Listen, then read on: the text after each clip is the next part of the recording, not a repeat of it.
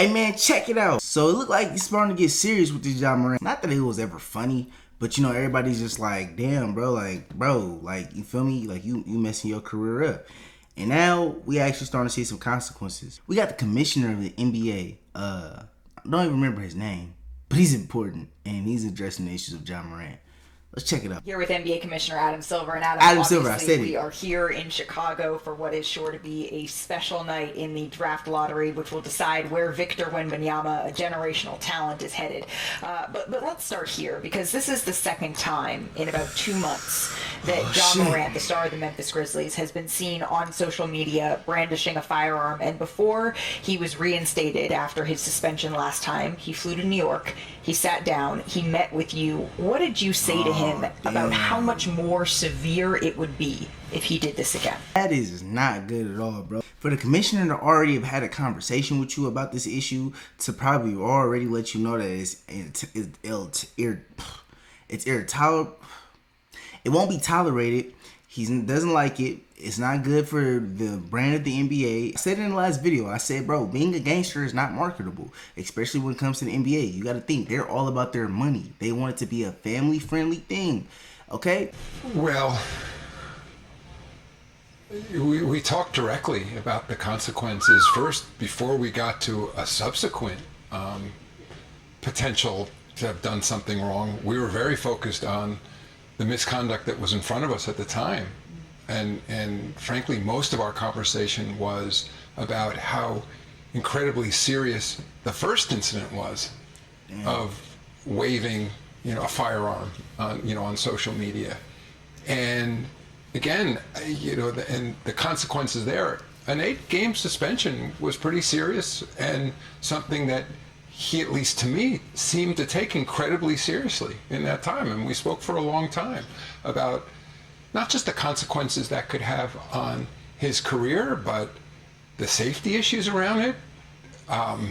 Could have injured, maimed, killed himself, someone else with an act like that. And also the acknowledgement that, as you said, he's a star. I mean, he has an incredibly huge following. Yeah. And that my concern, and I thought he shared with me, that millions, if not tens of millions of kids globally would see him as having done something that was celebrating in a way. He's very influential. Therefore, they don't want the NBA's name behind anything like that. They don't want to be responsible for any type of developed gangsters. They don't want to be responsible for any of that behavior. So for him to express that to you, and then you kind of blatantly go back to your old ways, man, bro, let's see what's gonna happen. That act of using a firearm in that fashion. You want to take thug? I at least was left with the sense that he was taking this incredibly seriously. So honestly, I was shocked when I saw this weekend that video. Now, we're in the process of investigating it. And we'll figure out exactly what happened to the best we can then. It's the video's a bit grainy and all that, but I'm assuming the worst, but we'll figure out, exactly what happened there. Everybody's talking about, Ja Morant in rehab or anything like that, and, him and his apology. I think he was genuine about his apology for his career's sake, for his money's sake, you know what I mean? But he's not going to change. And what I mean by that is, a person is who they is and they are who they are. The only thing that's going to change is you're not going to see it from here on out. You're not going to see him with guns now. You know what I mean? If you don't know him, you're not going to see him with guns. You know what I mean? This is what we have to understand, bro. We are adults. You know what I mean? Yeah, I understand that there's kids watching. I'm not speaking to y'all. Y'all have room to grow. That doesn't mean we don't have room to grow. But in our core of who we are, I'm not going to lie to you. We really are who we are. I could be in different environments. I could be in front of different people. I could change the way I speak for that moment. But when I go home, bro, I am who I am. When I'm talking to my best friends, when I'm talking to my uncles, my aunts, to the people, you know what I mean? I'm always going to be Tay. I'm always going to be me. Ja is always going to be who he is with his people. So he did all that apologizing. He's still showing you he is who he is. That's just what it is. He just can't do it on camera. He just needs to be more smarter about being with it on camera. Very open and willing to deal in the difficult stuff, and there's probably nothing more difficult for the NBA right now than this Ja Morant situation. What was our reaction to that? My reaction to that is that Ja Morant is in a world of trouble. Because when I saw Adam Silver just now, it reeked of a commissioner that is telling us he sat down face to face with this superstar, discussed with you how serious the matter was, discussed with you the potential punishment that lied in wait, and that he thought, he was assured that you realized the magnitude of the situation. And we know this because he said it and then followed up by saying, so when I saw the video this weekend, I was shocked. Because he couldn't believe and never surmised that literally weeks after suspending Ja Morant for 8 games, costing him over $600,000, putting a Nike deal, a Powerade deal in jeopardy, that we would be sitting here this soon after that conversation. So now the commissioner, to me, guys, has essentially said, I have to make sure I send a message, and a message is coming.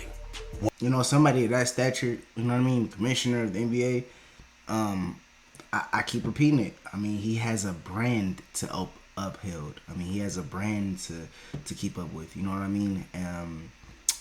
These players are essentially the face of that brand.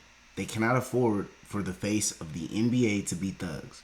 They've showed you time and time again through generations they are not playing with that. Honestly, that 8-day suspension was a slap on the wrist. That was a way for him to, that $600,000 ain't nothing compared to what he's about to potentially lose now. NBA dumb boy jokes was funny, you know what I mean? The irony exists, but the reality is sad. It's sad for Ja Morant, bro. He's a brother at the end of the day, and he's hell of a player, and he go crazy. I'm not gonna lie to you. And I respect his work ethic that got him to the NBA. And that quick flash that was damn near half a second, that was really, you know what I mean, you barely seen it, is about to cost you a lot, bro. So I don't respect basically ascending to a level in which people from urban communities dream about their whole life. Everybody want to go to the NBA at one point in their life. Everybody want to be able to do what you do. Everybody want to be able to see themselves on 2K. And you're making decisions out here that just like it's easy, like anybody could do it. And that's what I don't respect about Ja Morant. But I respect him a whole lot more about his game and his work ethic that did get him there, more than the little bit of what I don't. Therefore, I'm not going to hate on this man, nor am I going to basically parade on his consequence that he's going to have to take. I think he felt betrayed. That's what it sounded like to me. That he would, and he should feel that way. He sat face to face and he lied to him, and has flagrant disregard for his own career, for the league and the enterprise that is the NBA that makes it possible for him to do this, and the perception of everybody in it. So, yeah, it ought to be big consequences coming. I mean, that's what I'm hearing too, Stephen A. And I piggyback off of both of what you guys are saying, because coincidentally, Commissioner Silver and I talked to him on the same day. Yeah. And we had the same conversation. And what I heard from the commish is that not only is Ja going to get punished severely, but he's going to do it to the point where it also affects the rest of the team. And I mean number of games. Because if you're without a superstar like Ja Morant for 30 games or 40 games, that ruins what they're thinking about doing for the draft. It basically ruins their entire off season. It ruins their preseason, and it puts a damper on their anticipation of next year, because they know he's not going to be a part of what they're doing. Guys, Real quick, yeah. Ja Morant messed it up for a whole lot of players, because you're looking at a commissioner that clearly feels compelled to send a message to dissuade repeat actions such as this. He's going to set an example now. That's what I got from it. like I said, it sucks to see Ja on the receiving end, but at the end of the day, it's the consequence of his own actions. I appreciate y'all for rocking with me, man. Hey, man, if y'all appreciate my content, please like, subscribe, and follow along on the journey because we only gonna keep on getting better. I do want to, you know what I mean, send out, you know what I mean, positive energy to Ja, man. I hope he's able to bounce back from this. I hope he doesn't completely get kicked out of the league. I hope that he just, you know what I mean, makes a complete 180, turns into the professional, continue to ascend as the superstar that he is. All the Ja Morant fans out there, shout out to y'all. Keep on holding y'all boy down, man. And all the fans of me, man, shout out to y'all. Please keep on holding me down, man. Hey, I'm gonna get at y'all in the next one.